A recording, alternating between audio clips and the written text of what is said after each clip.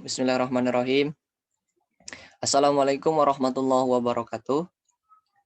Perkenalkan, saya Mulki Peterson, seorang mahasiswa semester 2 di Universitas Sriwijaya, jurusan Sistem Komputer. Saya tergabung di kelas B. Kali ini saya akan menyampaikan sebuah materi mata kuliah Pancasila mengenai konsep dan urgensi Pancasila sebagai sistem filsafat. Mungkin kita sering mendengar istilah filsafat yang diucapkan oleh seseorang atau kita sendiri yang mengucapkannya. Namun, apakah kita mengerti dan paham apa yang dimaksud dengan filsafat itu? Oke, sebelum jauh kita membahas mengenai konsep dan urgensi, ada baiknya kita membahas terlebih dahulu konsep Pancasila sebagai sistem filsafat. Apa yang dimaksud dengan sistem filsafat? Oke, berikut ini pengertian filsafat berdasarkan watak dan fungsinya. Filsafat adalah sekumpulan sikap dan kepercayaan terhadap kehidupan dan alam yang biasanya diterima secara tidak kritis. Kemudian, filsafat adalah suatu proses kritik atau pemikiran terhadap kepercayaan dan sikap yang dijunjung tinggi. Kemudian, filsafat adalah usaha untuk mendapatkan gambaran keseluruhan. Filsafat adalah analisa logis dari bahasa serta penjelasan tentang arti kata dan konsep. Dan juga filsafat adalah sekumpulan problematika yang langsung mendapat perhatian manusia dan dicarikan jawabannya oleh ahli-ahli filsafat.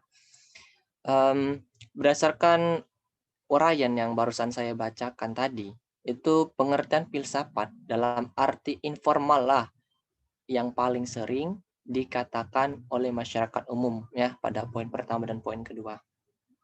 Mengapa Pancasila dikatakan sebagai sistem filsafat? Oke, ada dua alasan mengapa Pancasila dikatakan sebagai sistem filsafat.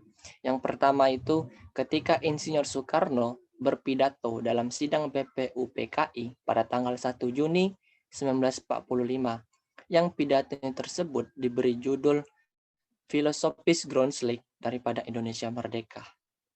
Jadi, pidato tersebut menjelaskan bahwa Pancasila sebagai sistem filsafat merupakan hasil perenungan yang mendalam dari para tokoh kenegaraan Indonesia.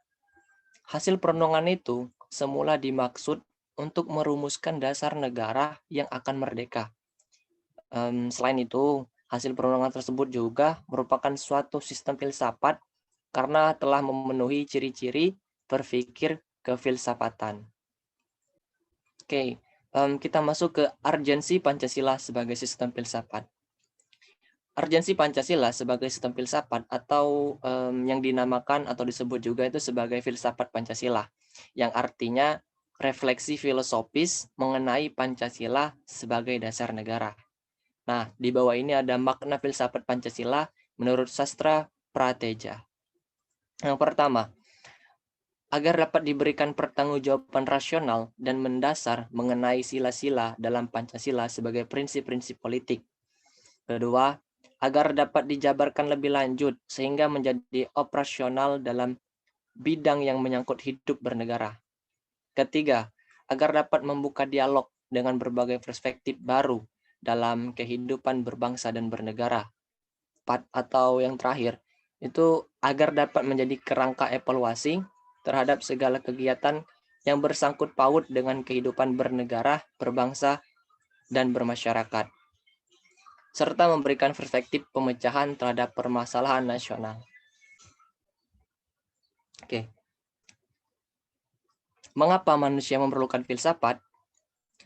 Pertama, itu manusia telah memperoleh kekuatan baru yang besar dalam sains dan teknologi dan telah mengembangkan bermacam-macam teknik untuk memperoleh ketentraman, security, dan kenikmatan atau comfort. Akan tetapi, pada waktu yang sama, manusia merasa tidak tentram dan gelisah karena mereka tidak tahu dengan pasti makna hidup mereka dan arah mana yang harus ditempuh dalam kehidupan mereka.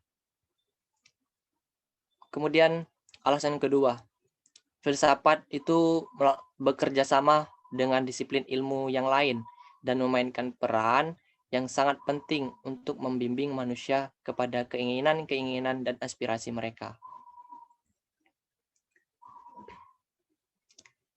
Berikut ini landasan Pancasila sebagai sistem filsafat. Landasan yang pertama itu adalah landasan ontologis.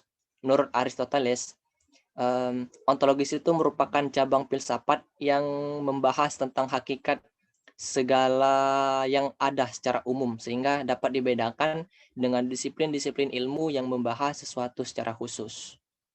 Jadi, ontologis ini membahas tentang hakikat yang paling dalam dari sesuatu yang ada, yaitu unsur yang paling umum dan bersifat abstrak.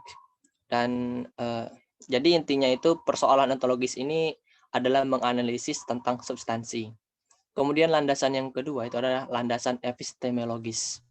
Epistemologis ini adalah cabang filsafat pengetahuan yang membahas tentang sifat dasar pengetahuan, kemungkinan, ruang lingkup, dan dasar umum pengetahuan. Jadi epistemologis ini merupakan cabang filosofis yang mempelajari pengetahuan atau bagaimana orang-orang dapat mengetahui tentang sesuatu atau apa-apa yang mereka ketahui. Kemudian landasan yang ketiga itu adalah landasan aksiologis.